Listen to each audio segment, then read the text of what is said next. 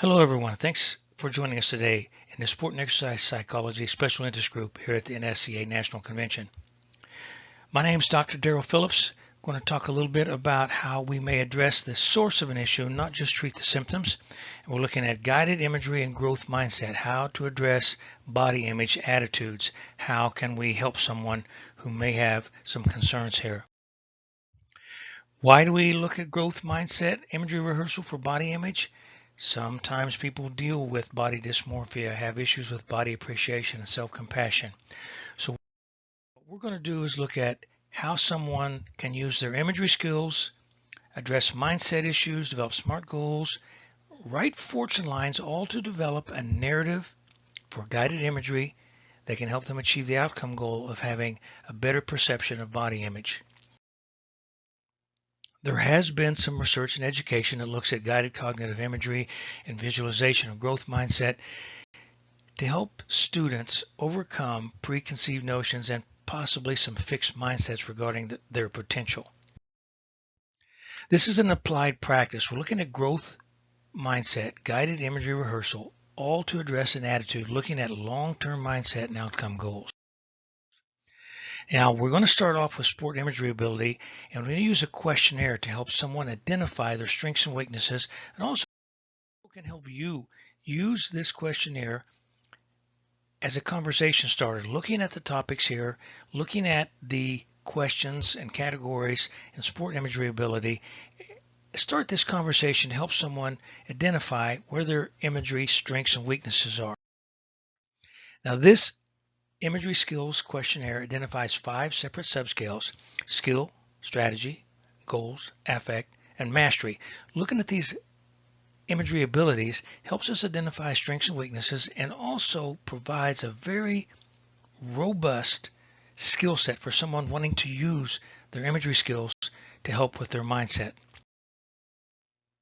Speaking of mindsets, growth mindset, again, we look at how can we identify whether or not someone falls more likely into a growth mindset or a fixed mindset. We're probably quite familiar with these. People with strong growth mindsets persevere, they have strong effort, they have a desire to learn, they understand they can build and create stronger abilities, versus a fixed mindset. People tend to avoid challenges, ignore feedback, they feel threatened, they give up easily. They feel like they have fixed mental abilities, whether cognitive, behavioral, emotional.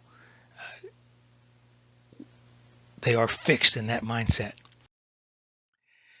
Of course, we know that in strength conditioning and exercise, our clients understand grit, self-efficacy, and mastery.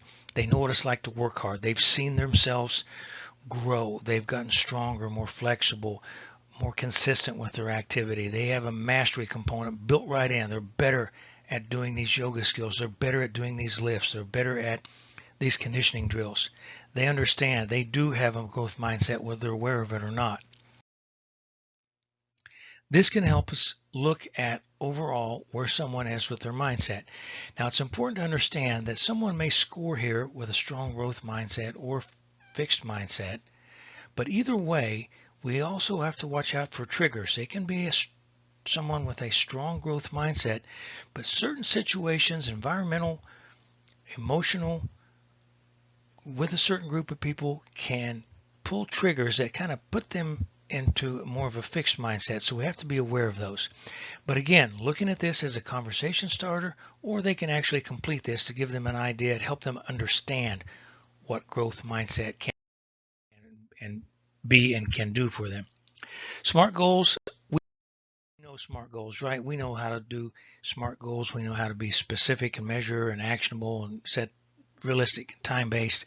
Again, these help with long-term outcome goal setting, but also provides information that we can use for process goals and performance goals. Fortune lines are those stories, poems, history, all collectively are presented to make a story that unfolds in a sequence of events.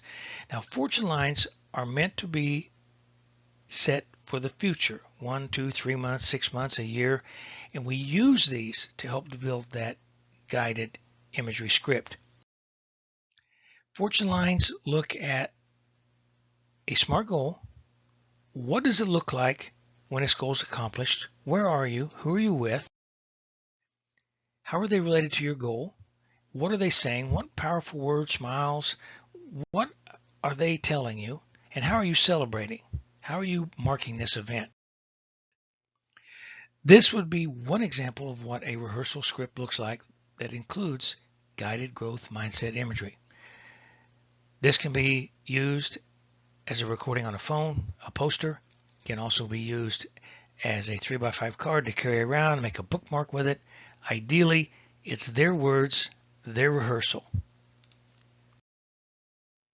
Imagery skills, growth mindset, SMART goals, fortune lines, narrative guided imagery to address how their body image may be interfering with their overall goals. Of course, you can also do post-treatment assessments and body appreciation and self-compassion.